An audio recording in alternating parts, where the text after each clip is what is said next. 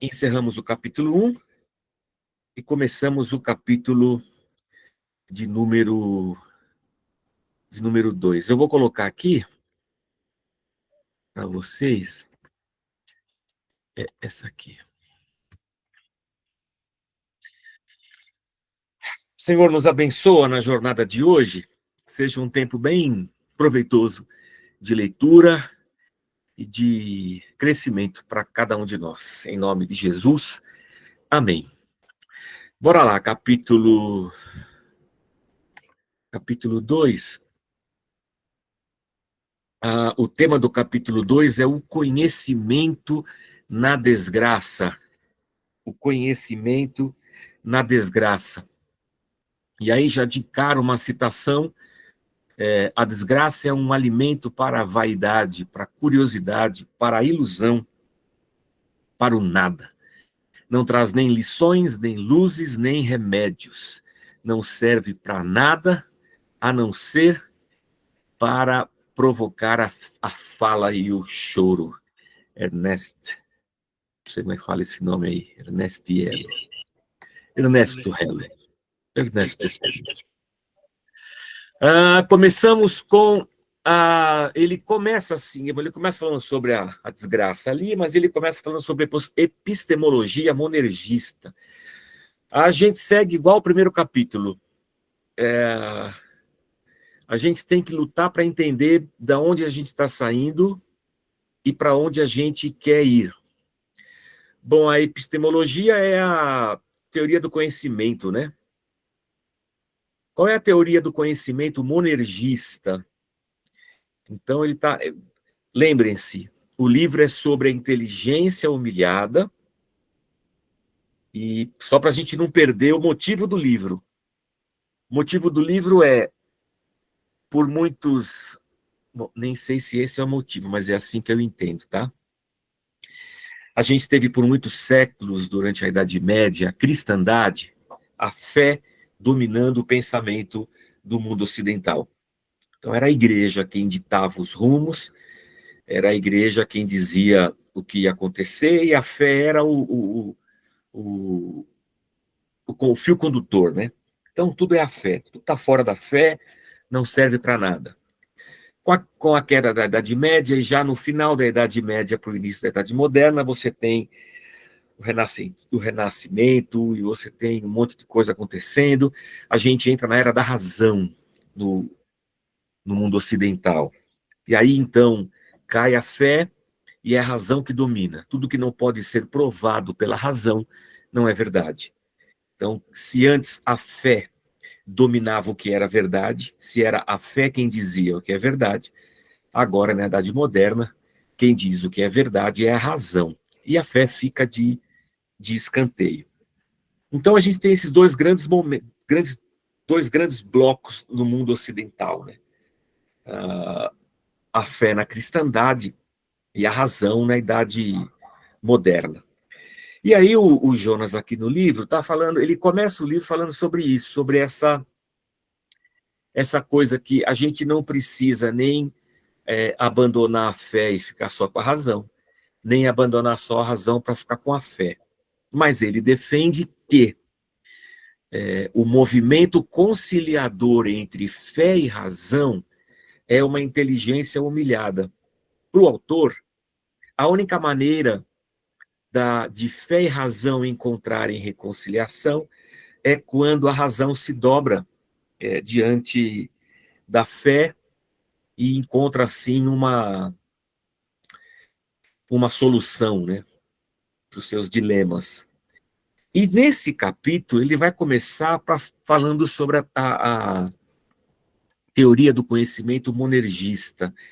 Esse termo monergista, até tem aqui embaixo, ó, ele vai falar aqui sobre monergismo e vou botar um rosa aqui, ó. Monergismo e sinergismo. Pois bem, quando a gente fala sobre salvação, e ele fala aqui, ó, Ordo Salutis, quando ele fala sobre salvação, quando a gente fala sobre salvação no contexto teológico, Existe um caminho teológico chamado de Ordo Salutis, a ordem da salvação, que é o novo nascimento, regeneração, arrependimento e tal. Tem uma ordem, é só teologia, né? É só teologia. Mas uma coisa interessante aqui que o autor está dizendo, pouco nos importa destrinchar aqui a Ordo Salutis, a ordem da salvação. Interessante a gente imaginar que, para a gente pensar a salvação, a gente tem dois tipos de teorias de conhecimento: o monergismo e o sinergismo. Esse termo está no latim e está no grego, sinergismo e monergismo. Sinergismo, a gente estudou isso aqui em biologia, no ensino fundamental 2, ou ensino médio, né? Não, ensino médio, não no Fundo 2, no ensino médio. No meu tempo era no colégio, né? A gente estudou sinergismo no reino animal, quando dois organismos trabalham juntos, em sinergia. Mas aqui no campo da salvação, isso é uma discussão bem antiga. Mono é um só. Você não é da sua época, mas a sua avó deve ter ouvido Beatles num rádio mono, o áudio mono. No meio dos Beatles que acontece o áudio estéreo, 2 canais de áudio. Até então era um canal só. Mono por causa disso. Mono é um só.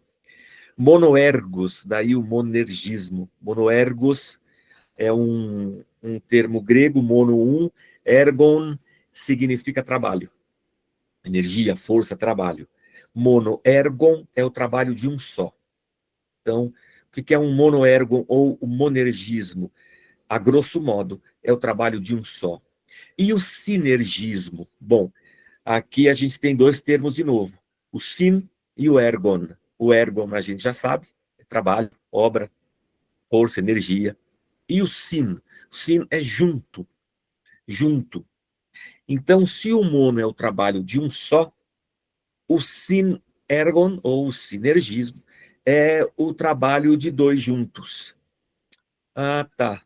Ok. Então, o Jonas abre aqui falando sobre a teoria do conhecimento monergista, e ele começa por esse caminho para a gente entender essas duas coisas. Então, o monergismo é o pensamento que vai dizer assim: na obra salvífica, na obra da salvação de Deus, ela é uma obra monergista, no sentido de que só tem uma pessoa trabalhando pela salvação, no caso, Deus. O pensamento sinergista vai dizer que a ordem, que o mecanismo de salvação tem a participação de 2 pessoas, é obra de 2 pessoas. No monergismo, obra de uma pessoa só; no sinergismo, obra de 2 pessoas. Mas como assim, o Jorge? Bom, no monergismo, e quem cunha quem constrói isso é o Agostinho. Ele entende que a salvação, ela vem só de Deus.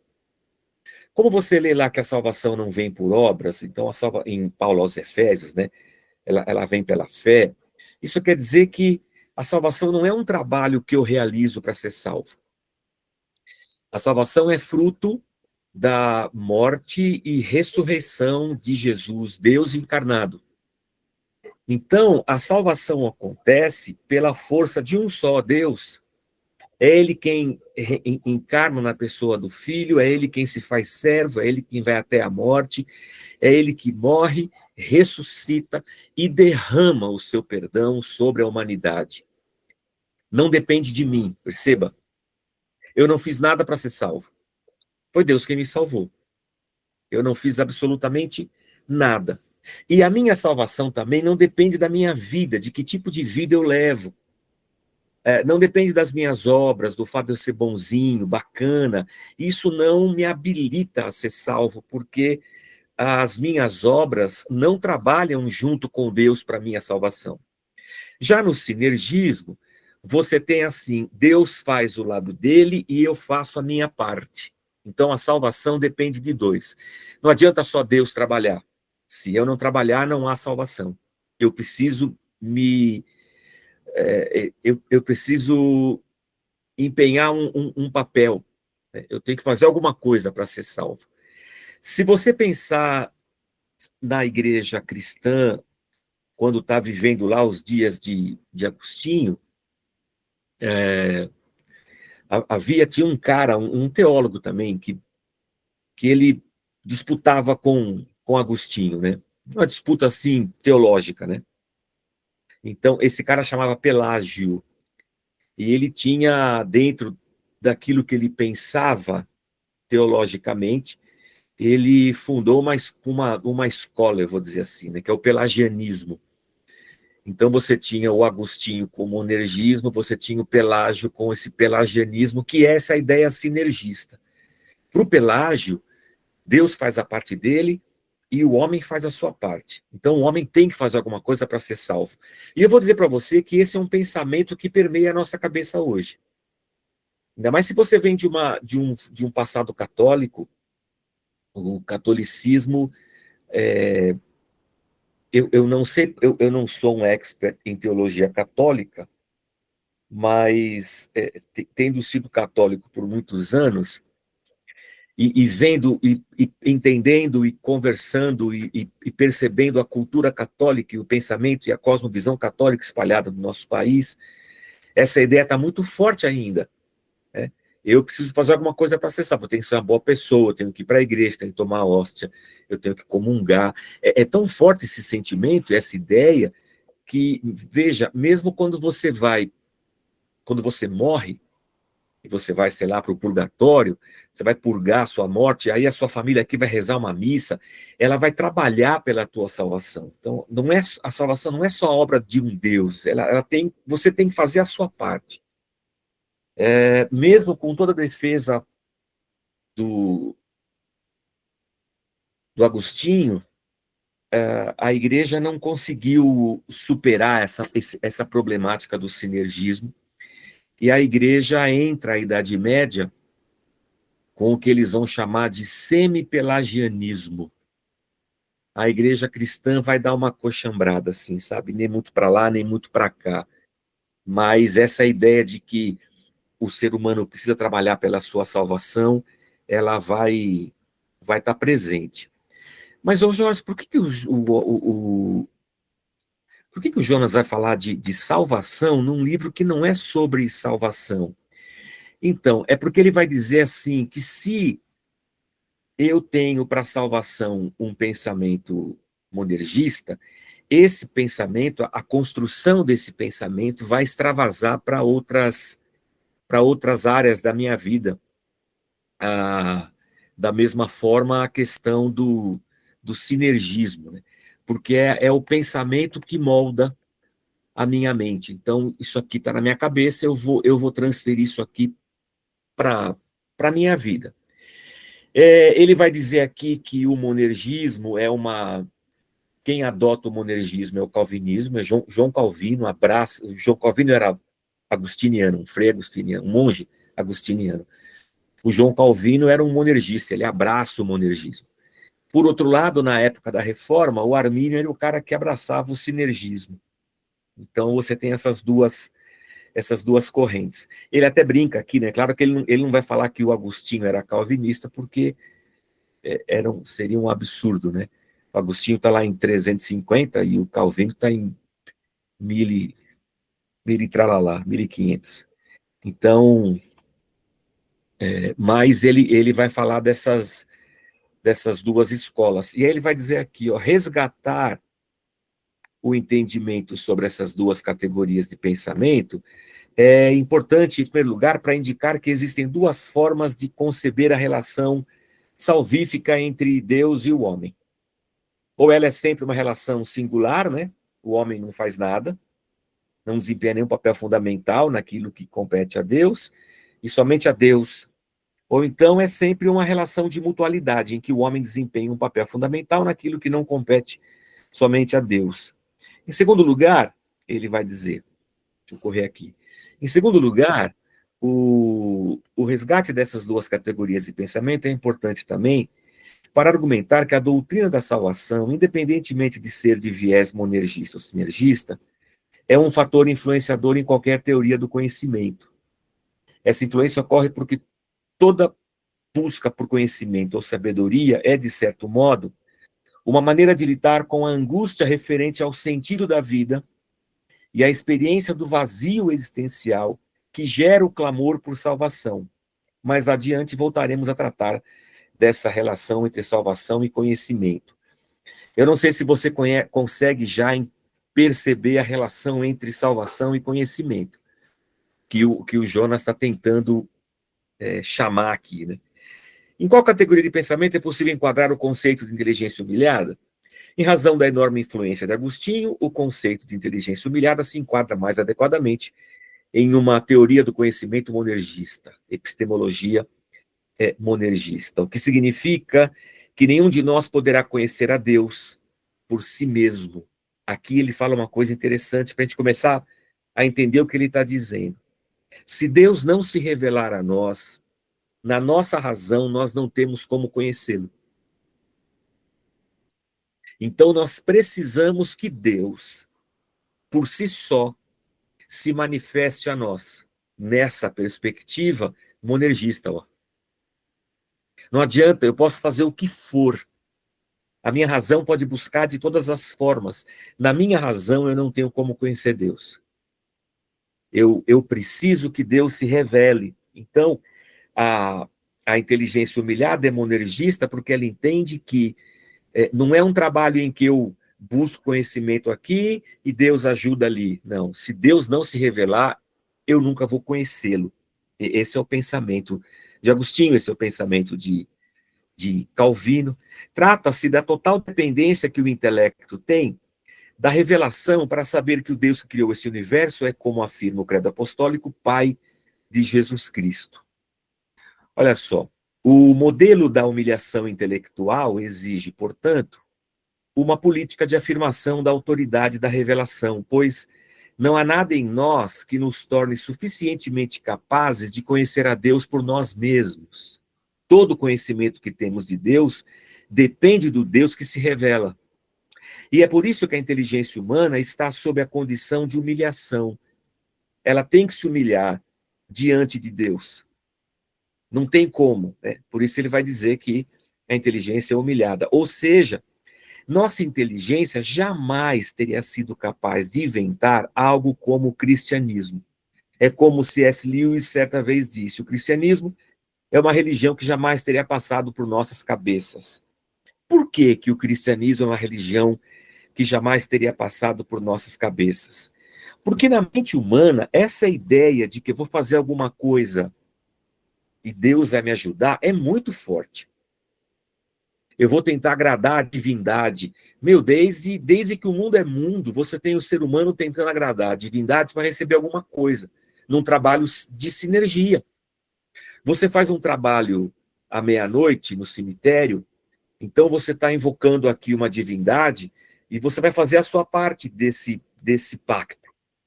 Você faz a oferenda e Deus aceita. Então você tem aqui sabe, um trem acontecendo aqui, um sinergismo. Essa ideia de que eu tenho que fazer para merecer, eu tenho que trabalhar, eu tenho que fazer a minha oferta, essa ideia, ela está presente em acho que em toda a humanidade. Aí vem o cristianismo e fala assim, a gente não tem que fazer nada. Como assim eu não tenho que fazer nada? Não, Deus vai fazer tudo. Deus vai encarnar, Deus vai morrer na cruz e Deus vai pagar o seu pecado. E eu não tenho que pagar? Não, você não. Eu não tenho que sofrer? Não, você não. Mas eu não tenho que fazer a minha parte? Não, não, você não tem que fazer nada. Deus vai fazer sozinho. Eu acho que ninguém, em sã consciência, ia criar uma religião assim. Porque isso é impensável, né? Não, esse seu Deus aí é muito tolo, pô. Ele faz tudo e a gente não faz nada. Eu não faço nada para merecer a salvação. Por isso que o C.S. Lewis vai dizer, o cristianismo é uma religião que jamais seria passado por nossas cabeças, né? Ou se eu fosse criar uma religião, ela nunca seria assim, Deus ia fazer tudo e eu não ia fazer nada, e eu ia receber de graça, de mão beijada, tudo que Deus fez por mim. Devia ser o contrário, Deus é que vai receber tudo que eu vou fazer por ele. Mas aqui não, é o contrário. Então, se esse Deus não se revela, eu não o conheço. Se esse Deus não me salva, eu não sou salvo. A questão aqui que ele está dizendo é a nossa razão, a nossa, toda a nossa teologia, todo o nosso orgulho, todo o nosso saber, toda a nossa leitura, toda a nossa tentativa de conhecer Deus sabe, de desvendar os mistérios de Deus, de nada adianta e para nada serve se ela não vier junto de uma consciência de humilhação de que se Deus não se revelar, eu não vou conhecê-lo. Não tem por onde, tá? Daí essa epistemologia monergista. Nossa inteligência é humilhada, olha aqui, ó, porque ela olha para si mesma e diz, não posso conhecer a Deus por mim mesmo, e jamais saberia algo verdadeiro a respeito dele se ele não se revelasse. Qualquer conhecimento que eu venha a possuir de Deus, só o possuo, porque Deus se revelou. Como diz o filósofo Pondé, ele cita aqui o nosso amigo brasileiro. Contudo, como diz o filósofo Luiz Felipe Pondé em seu livro Conhecimento na Desgraça, é um bom livro para a gente ler aqui nas nossas terças-feiras. Sempre que alguém sente realmente vontade de pedir socorro a Deus, isto é, de assumir sua insuficiência, Deus já está, essa pessoa já está sob a graça de Deus. Ou seja, a própria confissão da necessidade de Deus pressupõe a graça. Em outras palavras, quando o teólogo faz a confissão da condição humilhada de sua inteligência e, ao mesmo tempo, se submete a Deus, ele já o faz sob os auspícios da graça divina. Até aqui, a gente está junto, lindão.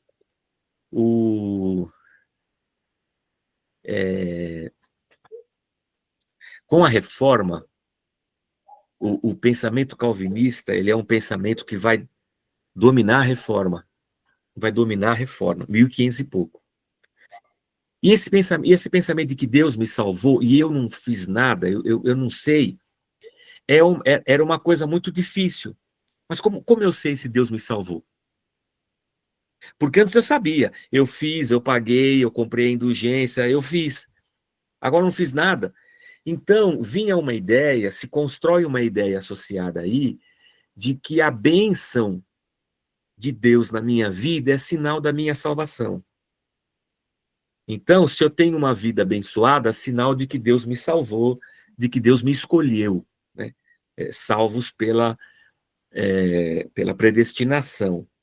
Só que isso, com os séculos, ô lindão, vai deixando a igreja muito fria, sabe? Muito sem nenhum tipo de envolvimento, de sentimento, de uma relação com Deus para além dessa conta matemática, fui eleito, ponto. Uma coisa, sabe, mas... E aí surge, então, um movimento de renovação, Puxa, como é que chama? Um movimento... Puxa, a palavra me fugiu completamente aqui. Não é só de renovação, é um sentimento que quer... Não é avivar, é um sentimento que quer trazer Deus mais para perto, sabe? Quer levar a pessoa mais para próximo de Deus e Deus mais próximo da pessoa, quer furar essa barreira dessa lógica, Deus me escolheu, ponto, e não tem mais nada além disso. Então surge um movimento com o movimento metodismo, dos metodistas, com John Wesley, que tem uma experiência assim, de renovação lá entre eles, de uma coisa muito na pele, assim, sabe, de contrição, de arrependimento, de choro, de uma experiência genuína com Deus. E o Wesley é quem começa, dentro desse mundo protestante reformado, é o Wesley que começa com essa mensagem de você precisa aceitar Jesus, você precisa ter essa experiência com Jesus Cristo, nessa tentativa de você reacender a chama desse cara servo de Deus cristão que está apagada, porque ele já está predestinado e ponto. E aí, o evangelho que vem para o Brasil, seja o evangelho pentecostal de 1900, seja os missionários que vêm para cá, ingleses, americanos, todos eles são fruto dessa efervescência, sabe? Desse reavivamento. Reavivamento era a palavra, desse avivamento. Então, o evangelho que chega para nós aqui é o evangelho arminiano, muito forte. Então, se você pegar as igrejas históricas, a Assembleia de Deus arminiana, se você pegar os batistas que vieram para cá, arminianos, presbiterianos não, mas batistas sim. Eu fui para a igreja em 78, a igreja batista que eu frequentava era 100% arminiana. Eu não sabia, ninguém lá sabia. Isso nunca foi falado, ninguém tinha a mínima ideia do que era isso, mas a igreja era arminiana. Feche teus olhos, levante a sua mão, se você quer entregar a tua vida para Jesus. Então, há um fundo desse avivamento que vem do metodismo. Hoje, a gente está tendo um movimento diferente, assim, né? Porque dentro do mundo acadêmico, a maioria é calvinista. De todos os meus professores no seminário, acho que eu só tive um arminiano, a maioria é calvinista. Então, você tem o calvinismo entrando dentro do movimento assembleiano, dentro dos batistas, mas o interessante aqui dele ir por esse caminho, eu achei essa coisa de você se humilhar diante de Deus, porque o movimento para se conhecer Deus não é sinérgico, ele é mono. Se Deus não se revela, eu não o conheço. Mas a sua pontuação é bem isso aí mesmo. Eu não sei se você já foi batista, mas era bem nesse caminho. Entrega o teu coração para Jesus, dá uma chance para Jesus, não é mesmo? Nós que somos evangélicos, eu falei disso domingo, acho que foi domingo. Por isso que a gente que é crente gosta que as pessoas vão para o inferno. Porque eu passei a minha vida servindo a Deus rigorosamente e o cara agora vai para o céu, o cara era um mulherengo, só porque ele se arrependeu aos 45 do segundo tempo. Isso não é justo. No nosso conceito de justiça, Deus não é justo, porque o nosso conceito de justiça está recheado dessa ideia de que a gente tem que fazer por merecer. Esse pensamento está em nós, assim, é cosmovisão nossa, né? É terrível isso, a gente não consegue conviver com a graça, com esse movimento gratuito. Quando eu comecei a Casa da Rocha, a gente começou a Casa da Rocha, e aqui no Tatuapé era uma experiência interessante, tinha uma pessoa na igreja que ela não gostava quando eu pregava disso, quando eu falava que a salvação é graça de Deus, assim, que eu não tenho que fazer nada. Porque na cabeça dele, se eu falo isso, as pessoas vão ficar mal acostumadas, elas vão ficar pecando. Elas vão beber, elas vão fumar, porque elas sabem que não depende delas, Deus já fez. Assim, não passa pela cabeça da pessoa o fato de que, quando eu tenho uma experiência de salvação em Deus, quando eu recebo pela graça a salvação de Cristo, eu não quero mais viver pecando. Eu nasci de novo, pô. Eu quero abandonar aquela vida.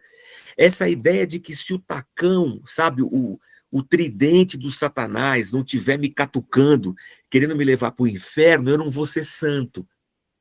Como se o caminho da santidade só fosse possível quando eu oprimo as pessoas. Então você não pode falar isso. Mas eu vou falar isso aqui porque é isso que a Bíblia diz, né? É isso que a Bíblia diz.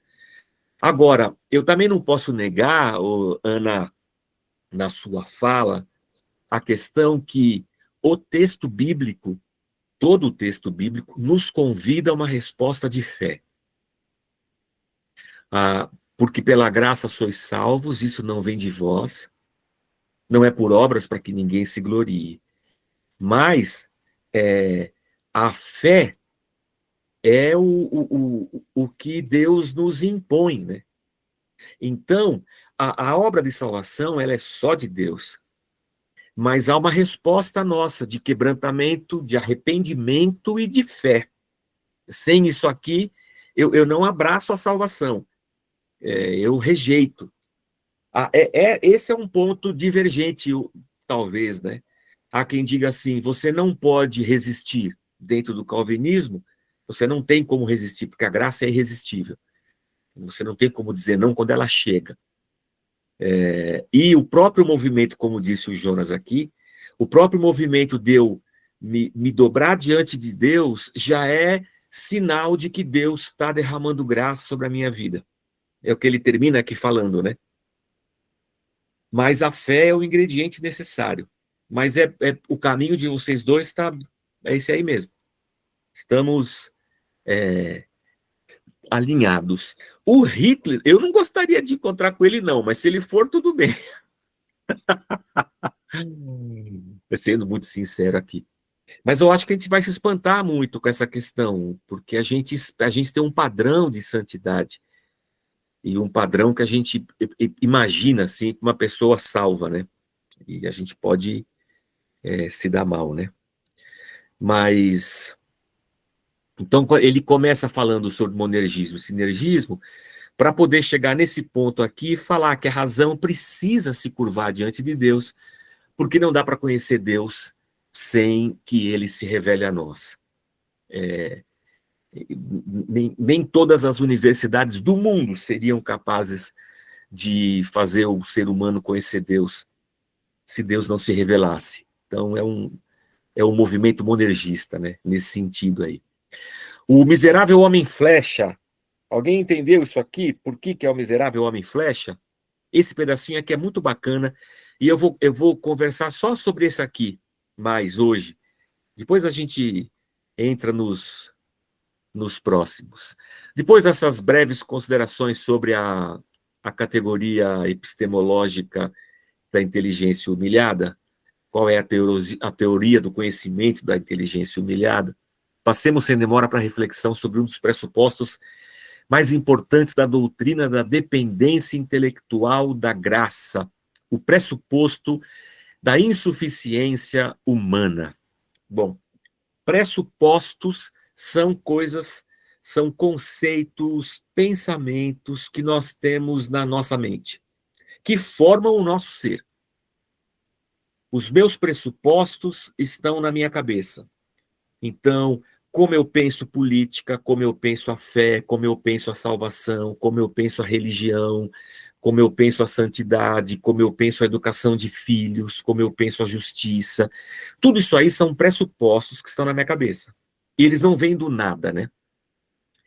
Eles são fruto da educação dos meus pais, da minha família, fruto das minhas inter-relações com a escola, com a cultura, com o professor que eu admirava, com os moleques na rua com quem eu cresci jogando bola, todas essas a televisão, a internet hoje, todas essas coisas estão me influenciando e moldando a forma como eu vejo o mundo.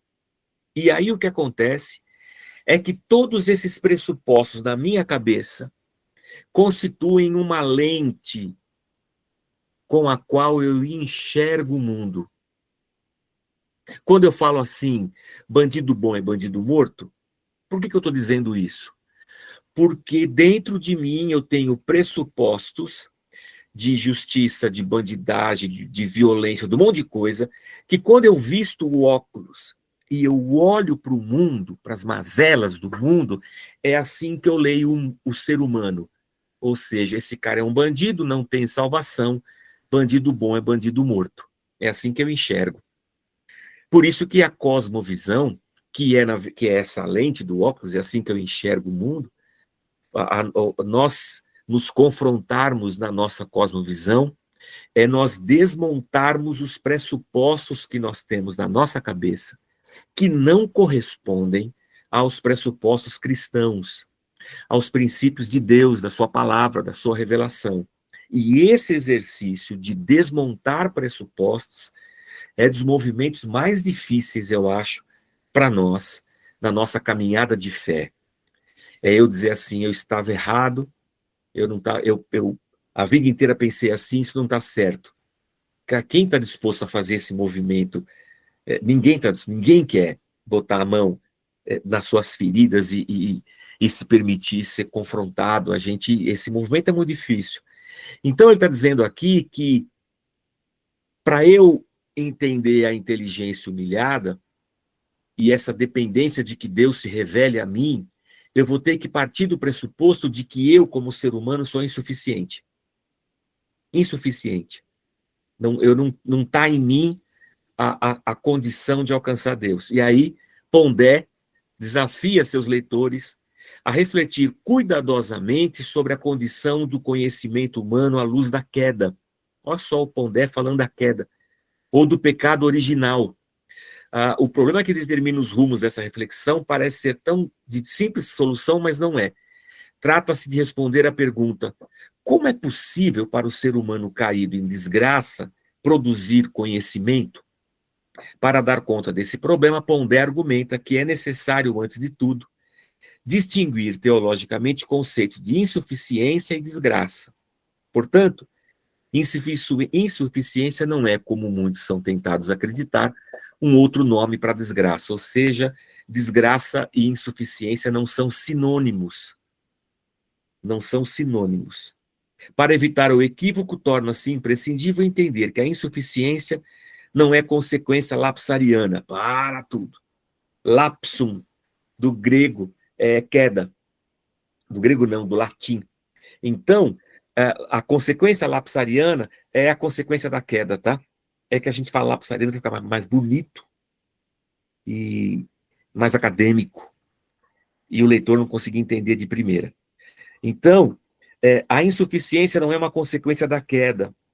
Isso é um efeito da queda ou do pecado original. Mesmo antes da queda, Adão necessitava da graça de Deus para conhecer e agir de modo justo, o que chamamos de insuficiência pré-queda, pré-lapsariana. Ou seja, no pós-queda, como lembra Pondé, a natureza da necessidade mudou, porém não a necessidade em si. Putz, aqui vai entrar uma coisa bem difícil, mas não sei se vocês captaram aqui, mas isso aqui é bem interessante. Quando o homem peca, o homem ele entra na questão da queda, e não é que o homem pós-queda se torna um homem insuficiente.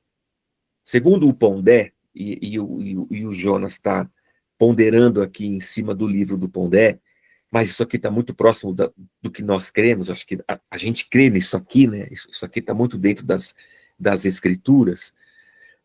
O ser humano é criado para Deus, para o louvor da glória de Deus. O ser humano é criado para o louvor da glória de Deus. Então, esse homem é um homem que se completa em Deus. O homem pré-queda, o homem do jardim, é um homem que se completa em Deus, que se sacia em Deus, que tem em Deus todas as suas referências. Ele é um homem insuficiente em si mesmo. Ele precisa de Deus. Isso é que o Pondé está falando. Seja Adão antes da queda e Adão depois da queda, são dois Adãos insuficientes. Em ambos os casos, eles precisam de Deus. Isso aqui é muito, muito maluco, né? Muito interessante. E aí ele vai dizer assim, ó, a natureza da necessidade mudou, porém não a necessidade em si. O que ele quer dizer com isso, Jorge? Esse homem que tinha uma necessidade de Deus, agora que cai e se afasta de Deus, ele continua um ser humano que tem necessidade. O problema é que ele não volta essa necessidade para Deus, porque agora ele está separado de Deus. O pecado o separou de Deus. Deus tem que ir lá buscar esse cara de novo, porque ele não consegue se voltar para Deus de novo. E ele vai tentar colocar nesse lugar que era de Deus tudo que ele possa encontrar e tentar. Mas não vai dar certo. Por isso que ele cita aqui o Agostinho. Olha, ele cita primeiro em latim. Vou tentar ler em latim aqui, hein? Que afeciste nos ad te et inquietum est cor nostrum donec requiescatinte. Ai, confissões, porque tu nos fizeste para ti, e o nosso coração permanecerá inquieto enquanto não repousar em ti. É isso que Agostinho fala. Deus nos criou para ele, e o nosso coração vai ficar inquieto enquanto não voltar e repousar em Deus de novo. Essa é a visão de Agostinho, e essa é uma visão bíblica. No texto original em latim, a preposição ad indica direcionalidade. Preposição também é uma... Quando eu fui estudar no seminário grego, a gente teve... Quem não sabia português direito, tomou um baile desgraçado. Porque você tinha as preposições gregas e as preposições em português, e você tinha que lembrar o que era a preposição, em que lugar que ela fica na frase, o que é um sujeito, um monte de coisa. A preposição ad, que está aqui, ó, o Senhor nos fez para ti, né, para, no latim é direcionalidade, tem ideia de movimento. Então, o que ele está dizendo, o que o Agostinho está meio dizendo, ele vai falar aqui, né, dessa flecha em movimento. O ser humano é uma flecha em movimento. Sempre vai ser. Antes da queda, essa flecha alcançava o alvo, Deus, e ele repousa. Pós-queda, ele continua sendo essa flecha em movimento. O problema é que nunca mais ele vai acertar o alvo. Nunca mais ele vai encontrar descanso para o seu coração. Nesse mundo que a gente vive, de tanta ansiedade, angústia, necessidade, isso aqui, para mim, isso aqui é uma resposta sensacional para esse mundo que a gente vive. O ser humano é um ser em movimento, em busca de um alvo, de um sentido, de uma salvação, de uma alegria, de uma paz.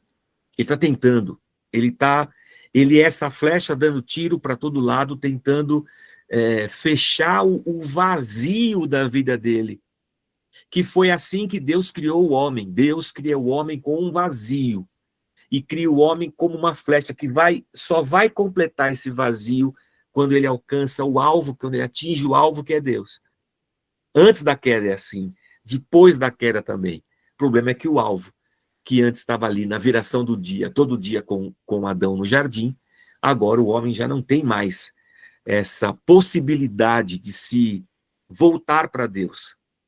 Essa inclinação, o homem ser uma flecha, já indica que o homem é, por natureza, insuficiente para ser feliz. Insuficiente para ser feliz. Isso aqui é muito maluco, né? O homem, por causa da queda, encontrou a desgraça para a qual não foi feito. A gente não foi feito para a desgraça mesmo. A gente foi feito para Deus, para a graça, para o amor, para a bondade. A gente não foi criado para ser uma flecha para ter vários alvos.